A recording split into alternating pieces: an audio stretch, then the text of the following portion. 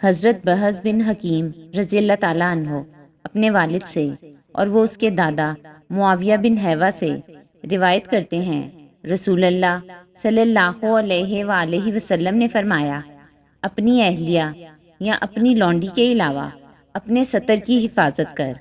میں نے عرض کیا، اللہ کے رسول مجھے بتائیں کہ جب آدمی تنہائی میں ہو پھر بھی؟ آپ صلی اللہ علیہ وآلہ وسلم نے فرمایا، اللہ اس کا زیادہ حقدار ہے کہ اس سے حیا کی جائے۔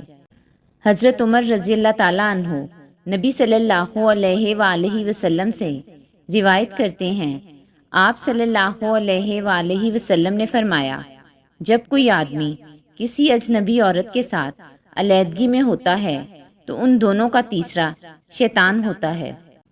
حضرت ابو ہریرہ رضی اللہ تعالیٰ عنہ بیان کرتے ہیں، رسول اللہ صلی اللہ علیہ وآلہ وسلم نے فرمایا، بیوہ عورت کا نکاح نہ کیا جائے جب تک اس سے مشاورت نہ کر لی جائے، اور کنواری عورت کا نکاح نہ کیا جائے جب تک اس سے اجازت نہ لی جائے۔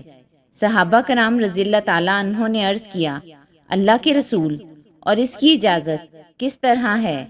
آپ صلی اللہ علیہ وآلہ وسلم نے فرمایا، اس کا خاموش رہنا اجازت ہے۔